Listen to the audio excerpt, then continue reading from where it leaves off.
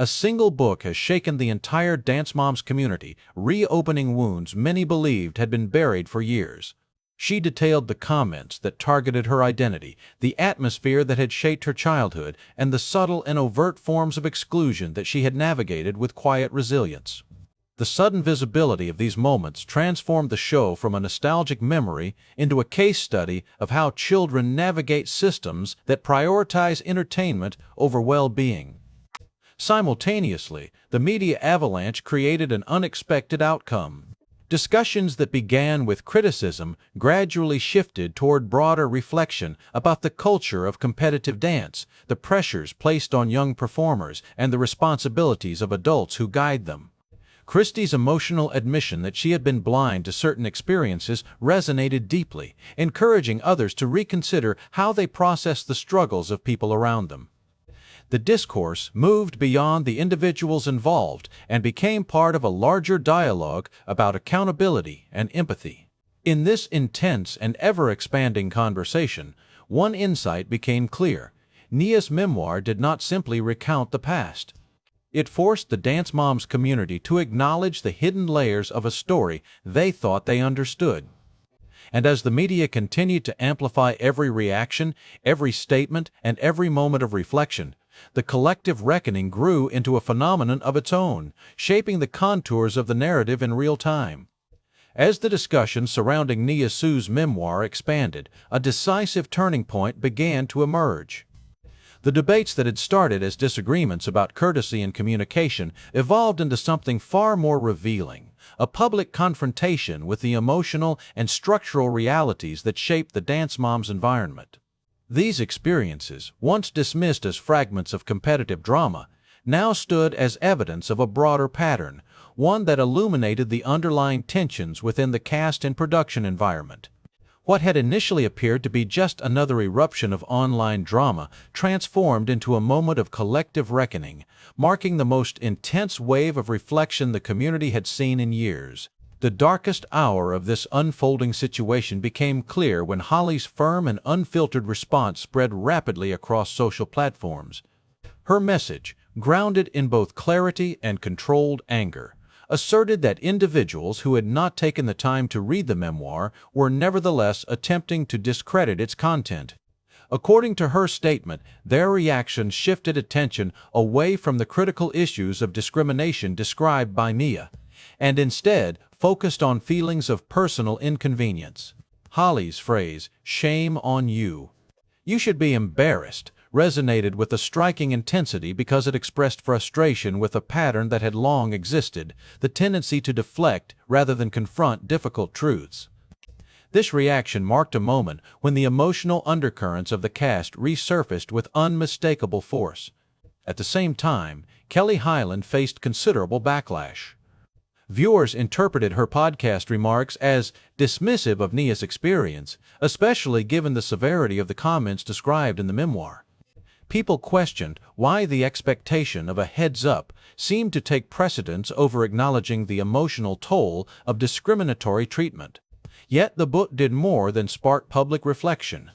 This public criticism intensified the pressure on Kelly, drawing renewed attention to confrontations from earlier seasons of the show and to unresolved tensions that had existed long before the memoir was published. The situation became not merely a disagreement about communication, but a symbolic confrontation between two understandings of responsibility: the responsibility to respect someone's personal story and the responsibility to maintain relationships formed under difficult circumstances. The narrative reached its emotional climax when Christi released her YouTube video, which provided a contrasting response that significantly altered the trajectory of the discussion. Her tone, measured and reflective, demonstrated an awareness that had evolved over time. As she recounted her reaction to reading the memoir, she acknowledged her shock at the discriminatory comments Nia endured and admitted her sadness at having been unaware of them. This admission, presented without defensiveness, marked a breakthrough moment in the conversation. It showed that personal growth and accountability were possible even years after leaving the show. Christi's reflections on exclusion added an important layer to the emotional climax. She recognized that Chloe, her own daughter, had experienced moments of exclusion and loneliness, and she expressed regret that she did not fully notice similar patterns affecting Nia. She stated that each mother had been so focused on protecting her own child that she sometimes failed to see beyond the boundaries of her immediate world. It triggered intense reactions from those who had lived through the same years alongside Nia. This realization, delivered with sincerity, served as a mirror for many viewers, highlighting how easily people can overlook the struggles of others when consumed by their own challenges. The reference to the iPad incident deepened the emotional impact of Christie's commentary. She described the event as one of the most difficult scenes she had witnessed, noting the way the producer's actions seemed to prioritize damage control over genuine accountability. As she reflected on the distress shared among the children who were present, her comments underscored the emotional dissonance that permeated the environment. The moment illustrated how structural decisions could overshadow empathy, and how the pressure of maintaining a successful show could obscure the needs of the young performers at its center. This portion of the conversation became a point of awakening for many viewers, who felt compelled to reevaluate moments they had previously interpreted through the lens of entertainment. The clarity with which Christi acknowledged her past limitations revealed a capacity for growth that contrasted with the defensiveness of others. Her statement, "You get all of the flowers, but more importantly, you get the crown," directed toward Nia, symbolized her recognition not only of the pain described in the memoir, but of the strength required to articulate it. As the media reaction continued to expand, the narrative shifted from conflict to transformation. The breakthrough lay not in unanimous agreement, but in the willingness of multiple participants to reconsider their roles within a complex history. Conversations surfaced about responsibility, misunderstanding, and the invisible burdens carried by young performers. By admitting what she could have done differently, Christi reframed the conversation from one of defensiveness to one of accountability. Her perspective demonstrated that acknowledging past blindness is not an admission of guilt, but an act of maturity and empathy. It encouraged viewers to apply the same level of reflection to their own interpretations of the show. This shift marked the final evolution of the unfolding narrative. What began as a dispute about communication transformed into a broader dialogue about responsibility, awareness, and the long-term consequences of environments shaped by pressure and inequality. Nias' memoir became more than a recollection of personal experiences. It became a catalyst for renewed recognition of the emotional complexities embedded in the dance mom's world. The climax of the conversation did not resolve every tension, but it illuminated the possibility of growth, understanding, and meaningful change. The discussions ignited by the release of Bottom of the Pyramid ultimately revealed something far more significant than a resurfacing of old disagreements. They illuminated the emotional depth behind a story that many believed they already understood, and they reminded the Dance Moms community that the experiences of young performers extend far beyond what appears on camera.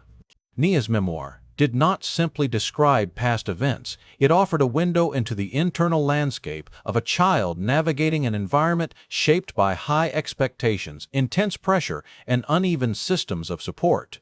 Kelly Hyland voiced frustration on a recent podcast episode, expressing disappointment that she and others were not informed ahead of time about being mentioned in the memoir. By choosing to articulate her journey with honesty and clarity, she invited readers to reconsider what it means to grow up within a structure that prioritizes entertainment over emotional well-being. One of the most meaningful outcomes of this public conversation is the recognition that no participant, whether mother or child, had a complete understanding of the environment at the time. Christi's admissions about her blind spots, Holly's unwavering commitment to Nia's truth, and even the defensiveness expressed by Kelly reflect the complexity of trying to interpret events that unfolded quickly, under stress, and within a system controlled by production decisions. The memoir has emphasized the importance of empathy, reminding viewers that lived experience cannot be measured solely through visible moments or edited footage. Each individual carried burdens that were often unseen, and the process of revisiting these memories has shown how important it is to acknowledge the difference between intention and impact. The aftermath of the memoir's release has also reignited discussions about structural issues within the entertainment industry, particularly the imbalance of contracts, compensation, and agency for young performers. Nias' description of limited financial compensation, extended contractual obligations, and restricted control over her own image speaks to broader challenges faced by minors in reality television. As viewers reflect on this information, the conversation has expanded to include a more critical understanding of the systems that shaped not only Dance Moms but many similar productions. This recognition underscores the importance of advocating for transparency, fairness, and emotional protection for children who find themselves in the public eye. Yet, despite the intensity of the debates that followed, the most lasting impression is the sense of maturity and growth that emerged from the individuals involved. Her remarks, which she delivered without hesitation, quickly stirred additional controversy, raising questions about fairness, perspective, and the right to narrate one's lived experiences. The public responses, particularly Christi's thoughtful reflection, demonstrate that acknowledging past limitations is not a weakness, but an act of accountability. The willingness to examine mistakes, understand overlooked moments, and offer support to those who faced greater challenges is a reminder that change often begins with awareness. The memoir has become a catalyst for empathy, urging the community to move beyond defensiveness and toward a deeper understanding of the experiences of others. As the Dance Moms community continues to process the revelations and emotions stirred by Nias' memoir, one truth remains clear. The story has expanded beyond the boundaries of a television show. It has become a reflection on resilience, responsibility, and the enduring impact of childhood experiences.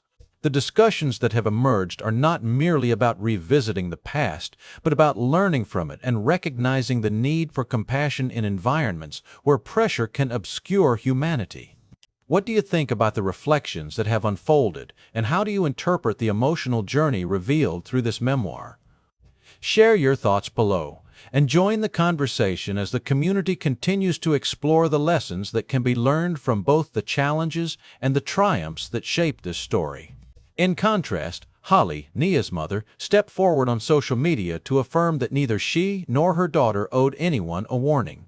She emphasized that the book is not a collection of accusations, but a personal chronicle of growth, pain, and resilience, shaped by circumstances that others may not have witnessed. This clash of viewpoints signaled that the emotional landscape surrounding Dance Moms remains as complex as ever, with old dynamics resurfacing as each participant reckons with their memories. The release of Nias Sioux's memoir, Bottom of the Pyramid, did not arrive quietly. But, behind the glamour and the excuses, what mechanisms are really driving this crisis? We will analyze every detail, from the initial mistakes to the irreversible damage, to see how the entertainment world works and how an icon is redefined. The emotional tremors that followed the release of Nias Sioux's memoir did not erupt from a single moment of surprise. They originated from the years of unresolved tension embedded within the Dance Moms environment, tensions that many participants had internalized without fully understanding their long-term impact. To uncover why this book has generated such a powerful reaction, it is necessary to examine the roots of the conflict, the dynamics that shaped the cast, and the unspoken hierarchies that defined the earliest seasons of the series. At the center of this renewed discussion is Nias' decision to openly describe the discriminatory language and behavior that she experienced during her time on the show. According to her account, the most painful moments were not always the dramatic confrontations captured on television, but the quieter remarks that targeted her identity, including comments about her hair and her appearance. One line in particular, which she recounts in her book, implied that she should wish for what was described as white girl hair. The weight of such a statement, directed at a young performer who was already navigating immense pressure, becomes clearer when viewed through the lens of childhood development and visibility. The language carried implications far beyond a competitive context, and it introduced a narrative about belonging that Nia was forced to confront alone. It entered the public conversation like a sudden gust of wind, lifting the veil off familiar memories and forcing an entire fandom to re-examine what had been accepted, minimized, or overlooked. These revelations form the core of Nias' story, and they raise questions about responsibility within the cast and the production environment. Why did these moments go unchallenged? Why were they not addressed more directly? Nias' memoir does not accuse individuals of deliberate harm. Rather, it documents how harmful systems can remain intact when participants focus primarily on their own survival. Through this perspective, her experience becomes both personal and systemic, shaped by decisions made by adults who were each navigating their own challenges within a demanding show. Kelly Hyland's response, delivered on her podcast, highlights this complexity. She expressed frustration that she did not receive prior notice about being mentioned in the memoir, stating that her daughters were not present for the majority of the events described. From Kelly's viewpoint, the fairness of recounting past experiences is connected to whether all individuals affected were given a chance to prepare for public discussion. Her remarks suggested a belief that courtesy should have been extended because the book involved multiple families who shared the screen for years. However, Holly's response offered a contrasting interpretation of responsibility. Within hours of the book reaching readers, online forums reignited, commentary channels surged with new content, and former cast members found themselves drawn back into a narrative they had once tried to leave behind. In a TikTok video, she emphasized that Nias' lived experience is her own to share, and that neither she nor her daughter is obligated to obtain permission from other cast members to describe what occurred. Holly asserted that some of the criticism directed at the memoir came from individuals who had not even read the book, which in her view detracted from the seriousness of the issues raised. Her message underscored a central argument: the memoir exists to address discrimination and mistreatment, not to reopen interpersonal conflicts or resurrect old interpersonal grievances. The divergence between Kelly and Holly's reactions illustrates a deeper divide that existed even during filming. Each mother operated within a high-pressure environment that demanded near-constant advocacy for their children. As a result, it became easy for cast members to overlook the experiences of others. Christi, who initially remained quiet during Kelly's on-air complaints, later acknowledged this dynamic in her own YouTube video. She stated that she had been unaware of many of the comments directed at Nia and admitted that reading about them for the first time made her feel a sense of regret. Her emotional reaction, described with honesty and clarity, revealed how little many parents knew about what occurred when their children were separated into different areas of the studio. This acknowledgement points to a structural issue that extended far beyond interpersonal misunderstanding. The Dance Moms community, a space already known for loyalty, intensity, and complicated nostalgia, responded with a mixture of shock, validation, and defensive outrage. The studio environment, as described in the memoir and by other former cast members, operated through a division of space and control. Children often trained under pressure while parents waited in a separate viewing area, meaning not everyone saw or heard every interaction. The lack of full visibility created a fragmented understanding of the environment, and individuals frequently responded only to the events that directly involved their own children. Over time, this contributed to blind spots that allowed harmful patterns to persist. Another significant element in the root cause of the current conflict is the contractual framework that governed the earliest seasons of the show. Nia revealed that she and her mother earned less than $1,000 per week combined before taxes during their initial 6-week contract. The agreement granted them no rights to any of the content they helped create, and allowed the production company to extend their commitment for up to 7 full seasons without any requirement to renegotiate. This financial imbalance is further highlighted by reported figures indicating that Abby Lee Miller earned approximately $20,000 per episode during the same period. These details illuminate a critical aspect of the tension between the so-called OG girls and dancers who joined later in the series. According to Christi, later cast members, including those who speak positively about their Dance Moms experience, operated under different contracts that offered more flexibility and better compensation. Many viewers stated that the revelations were disturbing, yet unsurprising, because they aligned with the uneasy moments they had sensed on screen. This distinction explains why some individuals look back on their participation with fondness, while others recall intense stress and emotional strain. The experiences were not uniform, not because one group exaggerated or minimized, but because structural conditions genuinely differed across seasons. When all these factors converge, they reveal a complex interplay of identity, pressure, visibility, and contractual obligation. Nias' memoir did not create these issues, it merely placed a spotlight on the conditions that shaped them.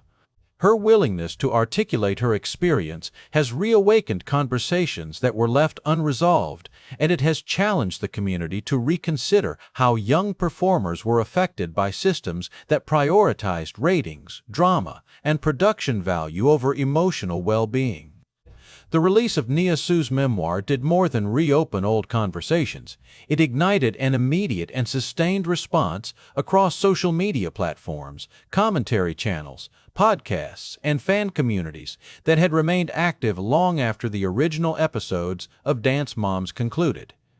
What unfolded was not a simple exchange of opinions, but a full-scale media avalanche in which every participant, from former cast members to long-time viewers, reassessed their understanding of what had occurred behind studio doors.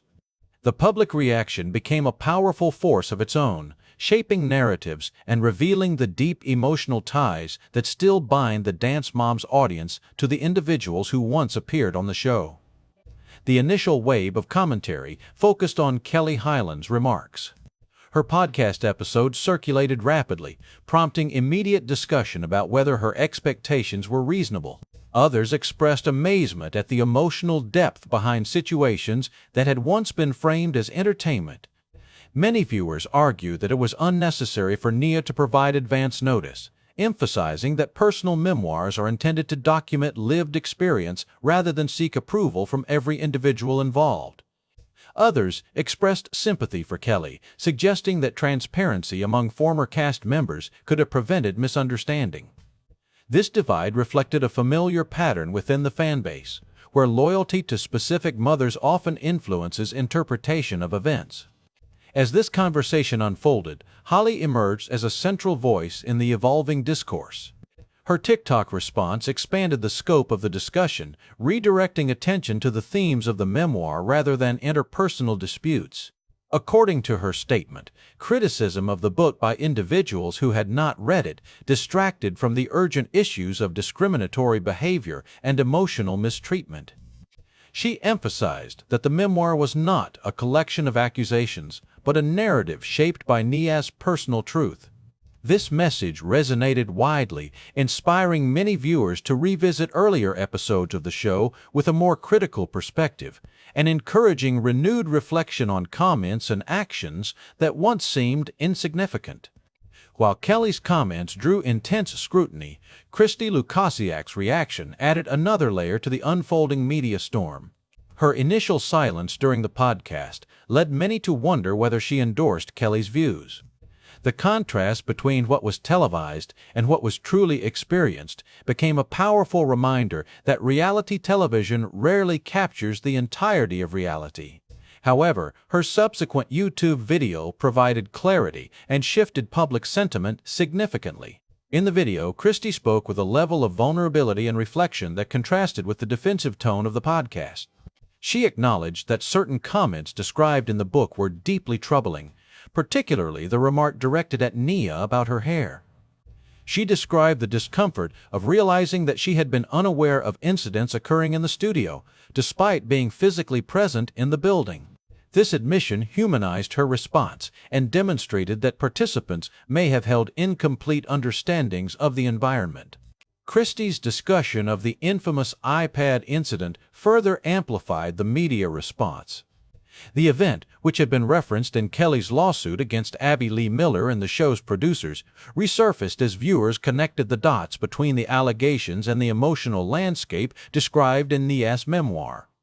According to the legal complaint, producers allegedly distributed iPads to the girls the day after a racially insensitive remark had been made toward Nia.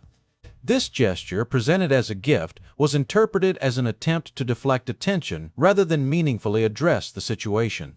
Christie's recounting of the moment, describing it as one of the most difficult scenes she had witnessed, intensified public concern about the environment in which the girls were working.